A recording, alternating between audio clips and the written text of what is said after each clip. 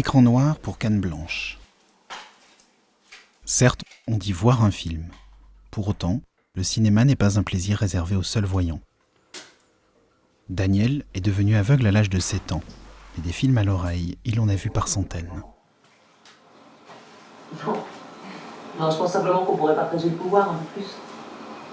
Il n'est dit dans aucune loi qu'on doit être un homme blanc de plus de 50 ans pour exercer le pouvoir. Vous avez des enfants? Non. Merci, c'est bon pour moi. Michel? Quand on veut. Comment ça, quand on veut? Je suis à filmer, là? Ah non, je peux filmer. Excuse-moi. Les films de Bakri Jaoui, c'est par définition des films faciles à voir quand on est non-voyant. Et justement, c'est intéressant de parler de voir quand on est non-voyant. Ils sont faciles à suivre, en tous les cas. C'est des films assez dialogués, donc par définition qui permettent de suivre une histoire. C'est d'ailleurs ce que j'aime bien dans les films. Facile à suivre ou à voir ou pas facile. Moi, j'aime bien qu'on me raconte des histoires. Quand il y a un son de nature, je peux m'imaginer quand il y a des cigales, quand il y a la mer, je m'imagine avec les souvenirs que j'ai de ce que j'ai vu. Et oui, là, on peut dire que je me fais un film. J'imagine des paysages qui sont sûrement pas ceux qu'on voit exactement sur l'écran, quoi. Mais c'est pas grave. Ça me fait penser beaucoup à ce que disait Gérard Philippe quand il travaillait au TNP avec Jean Vilar. On lui parlait du décor, des scènes, et il disait quand un texte est bon et que les acteurs sont bons, on peut tout à fait s'imaginer sur une place de Florence, même avec un mur blanc en fond de scène.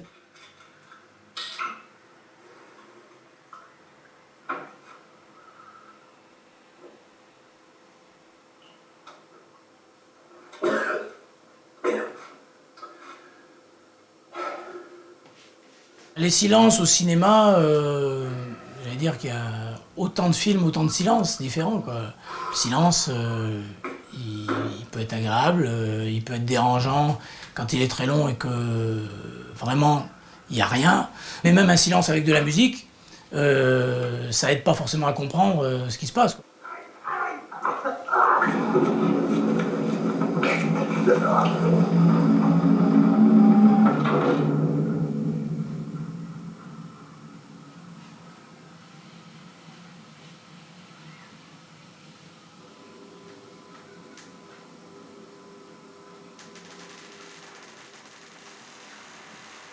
Dans Altra, par exemple, les grands silences, si on n'a pas eu l'explication, c'est très frustrant, surtout quand le film vous intéresse. Moi, le film m'intéressait, le sujet. J'avais qu'une hâte, c'est de pouvoir aller voir quelqu'un qui l'avait vu, ou quelqu'un avec qui j'en avais parlé avant d'aller le voir, pour lui dire, dis donc, après cette scène-là, il y a un truc, on entend comme une porte qui se ferme, tout ça, un grand silence, qu'est-ce qui se passe? J'avais vraiment envie de savoir, quoi. Vraiment, c'est... Puis après, on se reconstruit le film, tout ça. C'est vraiment un des films. C'est un des films que j'ai eu le plus de mal à suivre, qui m'a le plus intéressé. Et peut-être même plus que des films que j'ai pu suivre facilement.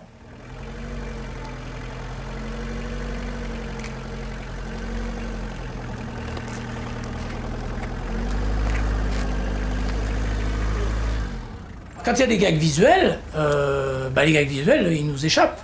Si le film repose sur le gag visuel, on a perdu son temps, entre guillemets.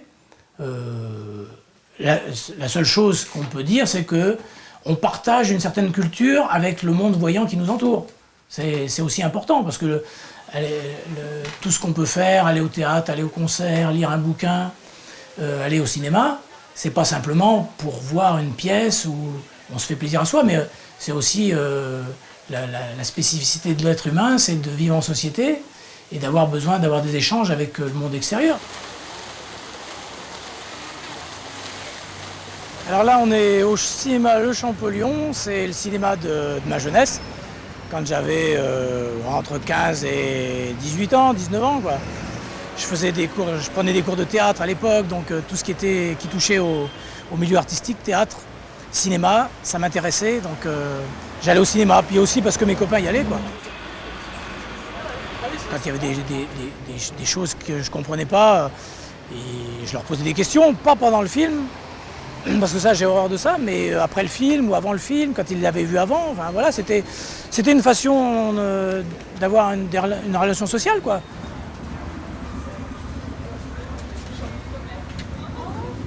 Aujourd'hui, Daniel n'a plus forcément besoin de demander des explications à la fin d'un film.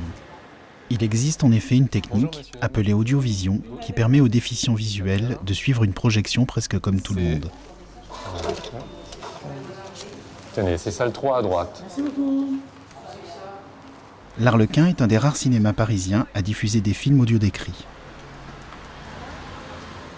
Bonjour mesdames. Bonjour, je voudrais 2 places pour Adèle Blanc-Sec, s'il vous plaît, monsieur. Oui, c'est 12 € s'il vous plaît.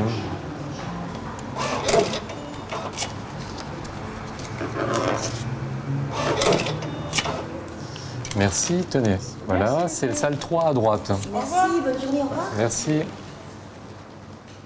Voilà, donc vous avez le Julie volume Gégaud, et la balance. adjointe de direction à l'Arlequin.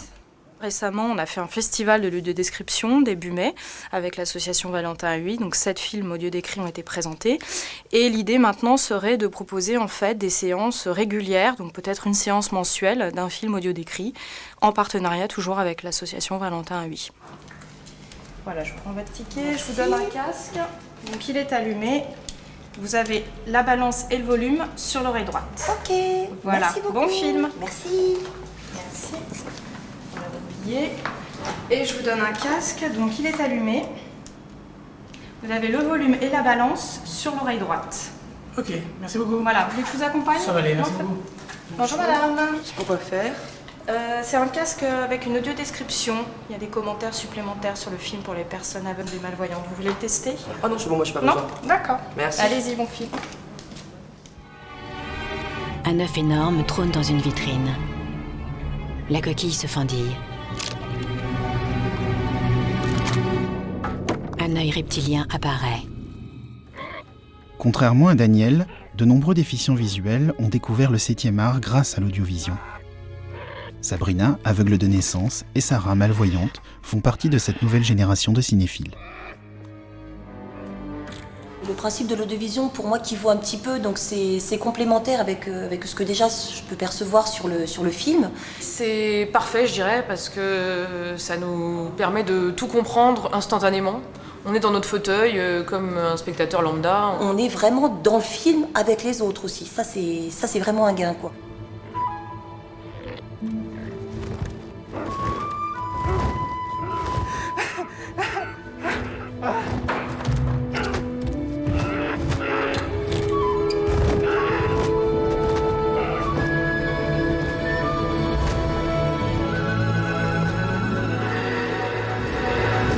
Espérandieu exulte en battant des bras. L'animal se pose sur le crâne d'un mammouth. Il reprend son vol et traverse la verrière.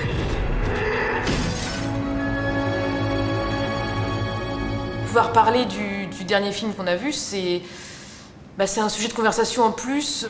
Quand on arrive à échanger avec les gens, tiens, t'as vu le dernier film d'un tel, qu'est-ce que t'en as pensé, la prestation de machin par rapport à son dernier film, ça vaut quoi, et tout le tralala. Ça crée un lien, quoi. On n'est plus nous dans notre monde et puis les autres dans leur monde. Inventée aux États-Unis, la technique de l'audiovision a été développée en France par l'association Valentin Huy. Depuis 1989, l'AVH a adapté plus de 200 films. Chef du service audiovision, Patrick Saonite se bat pour populariser ce procédé dans le milieu cinématographique. Car si audio-décrire un film coûte à peine 5 000 €, rares sont les producteurs à consentir à cet investissement. Il y a encore très peu de réalisateurs qui pensent à audio-décrire leur film au tout départ. Il y a effectivement Jean-Pierre Jeunet qui, depuis 3 films, le fait régulièrement. Alain Chabat, avec qui on travaille depuis 2 films. Et dernièrement, au moment du Festival de l'Audiovision, Luc Besson, qui nous a proposé de travailler sur Adèle Blanc-Sec et sur Arthur et les Minimoys. Le nombre de films audio-décrits au cinéma, c'est 1 ou 2 par an. C'est vraiment minime. C'est-à-dire, il faut déjà aimer ces films, il faut être présent au moment de leur sortie et avoir envie d'y aller à ce moment-là. Alors que nous, en tant que spectateurs qui n'avons pas de handicap visuel, on a à peu près 5 à 6 films par semaine qui sortent. Alors il faut arriver à convaincre les productions convaincre qu'elles peuvent investir dans l'audiodescription et parfois en fait rentrer dans leurs frais. Et puis après, il faut convaincre toutes les équipes techniques que dans un temps très réduit, on est capable de faire un travail de qualité. Depuis 20 ans, Marie-Luce est audiodescriptrice pour l'AVH. Ce matin, elle planche sur une scène du film La journée de la jupe. Et pour ça, vous savez ce qu'il faut faire, hein? Mais putain, vous tiens la merde! Mais personne ne bouge! Ah, tu passes là, reste tranquille! Audio-décrire un film, c'est essayer de remplacer les images, de les remplacer par des mots qui vont faire image. Mais putain, vous tiens la merde! Qu'est-ce qu'il faut faire, hein? Mais putain, vous tiens la merde! D'abord, on va regarder le film. Ensuite, on va l'écouter pour vraiment savoir à quel moment la bande-son est suffisante. Et elle est très souvent suffisante. Ne bouge! Ah, tu passes là, reste tranquille! Toute la difficulté du travail, c'est de choisir quelle image il va falloir absolument décrire, quelle image est absolument indispensable. Dans cette scène, ce qui sera difficile, c'est de, comme on dit nous dans notre jargon, c'est caler.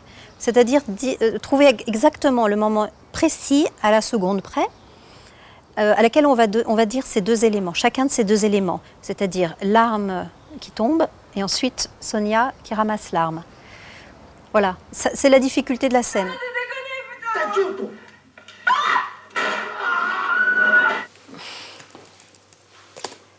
Le coup part. Bon, elle tire pas le coup. Le coup part. Il veut prendre l'arme. Le coup part, il est blessé au genou, à la jambe. Il s'écroule. Sur Mousse. Le respect des intentions de l'auteur, c'est pas une partie de notre travail, c'est la règle numéro 1.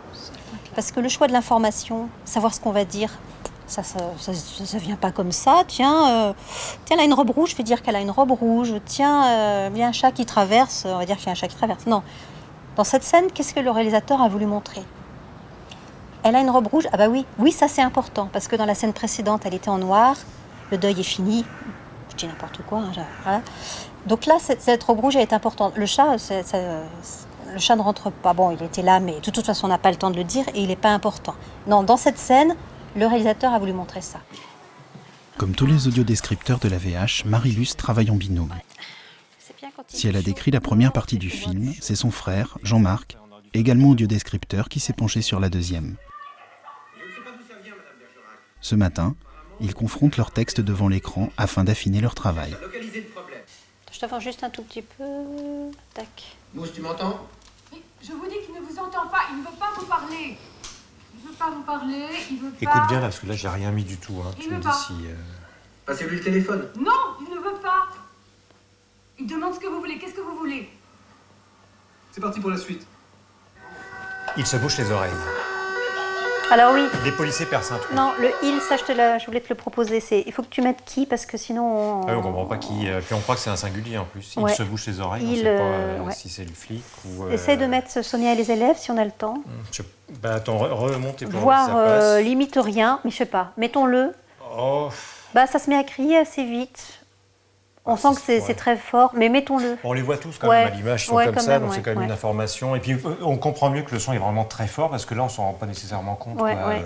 Et que c'est surtout, ça nous permet de dire que c'est dans le théâtre seulement. Oui.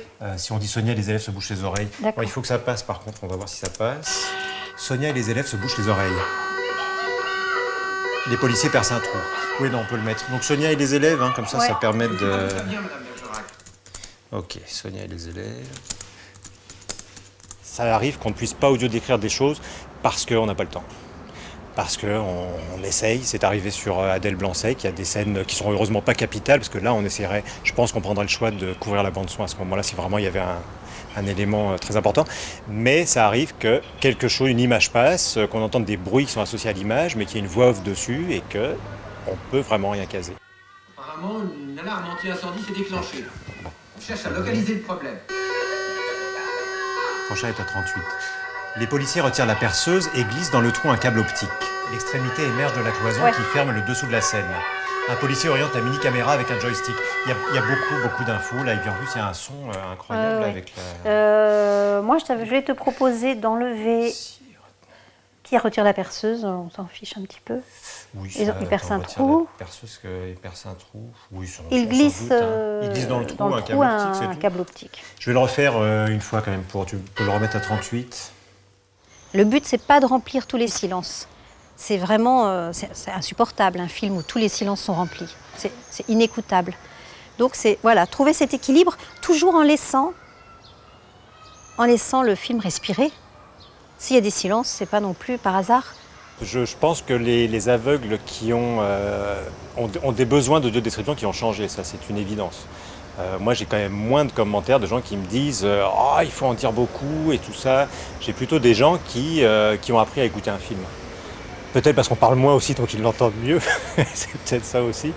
Mais je crois qu'eux aussi ont évolué par rapport à leur façon de regarder le cinéma, regarder entre guillemets.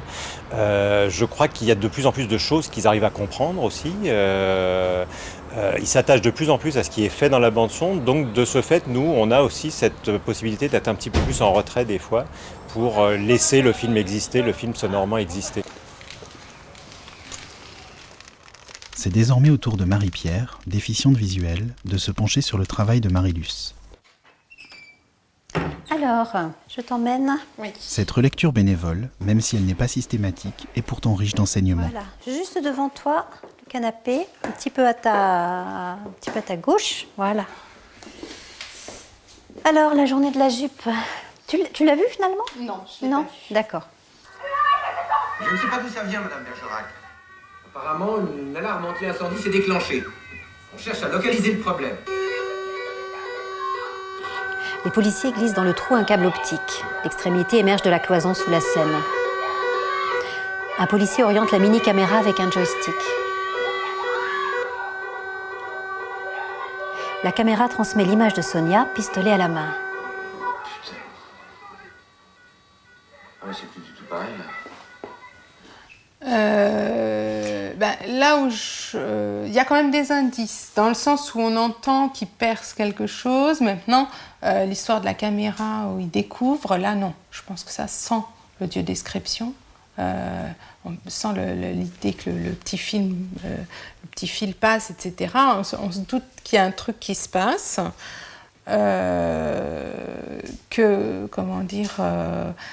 Voilà, qui sont en train de percer un trou, mais pour moi, ils étaient en train de percer un trou pour rentrer.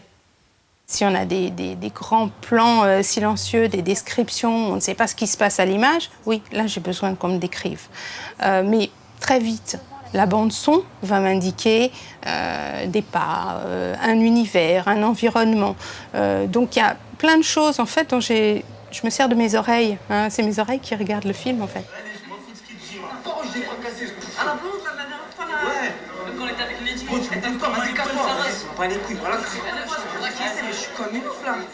Lorsque je fais une audiodescription avec Marie-Luce, je suis à la fois spectatrice et à la fois actrice de l'audiodescription. Parce qu'il y a des choses qu'on voit, d'autres qu'on ne voit pas, et c'est moi qui ne vois pas. Donc voilà, à ce niveau-là, c'est moi qui sais, je veux dire.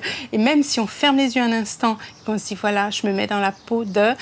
C'est pas pareil, parce que nous, c'est un état permanent de ne pas voir. Il y a des choses toutes bêtes, hein, que tout le monde dit toujours, un chien qui aboie ou la porte qui s'ouvre, qui claque, etc.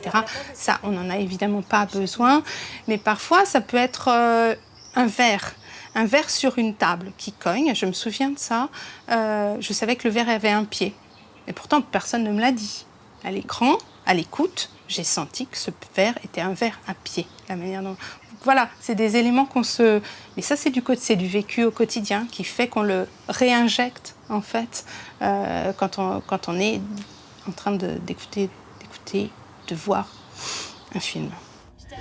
Dans un bureau plutôt high-tech, une jeune femme prend fébrilement des notes dans un agenda épais bourré de rendez-vous. L'enregistrement des textes descriptifs constitue la dernière étape avant la diffusion des films. Encore trop rare au cinéma, l'audiovision commence à se faire une place sur le petit écran. Selon le CSA, l'ensemble des chaînes privées hertziennes aura l'obligation, d'ici à la fin de l'année, d'audio décrire un certain pourcentage de leur grille. Quant au groupe France Télévisions, il s'est engagé auprès de l'État à améliorer l'accessibilité de ses programmes. Camille Pascal, secrétaire générale de France Télévisions. Nous essayons de faire une politique pour la diversité, c'est-à-dire que toutes les communautés qui forment la communauté nationale se retrouvent sur les antennes. Il n'y a aucune raison d'exclure telle ou telle catégorie de téléspectateurs parce qu'un handicap mettrait un barrage entre l'écran et lui. Aujourd'hui, nous avons en moyenne un programme audio décrit par mois et à l'horizon 2012 et au-delà, nous aimerions pouvoir offrir un programme audio décrit par jour. Si l'offre cinématographique et télévisuelle n'a pas encore atteint sa vitesse de croisière, de nombreux films audio décrits sont disponibles en DVD. Aujourd'hui, Franck et Sarah se rendent chez Sabrina pour assister à une projection maison. Amélie n'a pas d'homme dans sa vie.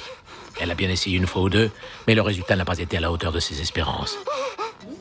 En revanche, elle cultive un goût particulier pour les tout petits plaisirs. Plonger la main au plus profond d'un sac de grains, briser la croûte des crèmes brûlées avec la pointe de la petite cuillère et faire des ricochets sur le canal Saint-Martin.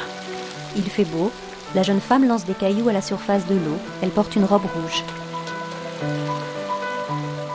C'est assez troublant parce que moi j'avais déjà vu Amélie Poulain il y a longtemps sans audiodescription et c'est la première fois que je le revois, parce que je crois même l'avoir vu plusieurs fois, avec une audiodescription. Et c'est pas du tout le même film. Depuis le café, la jeune femme observe la scène.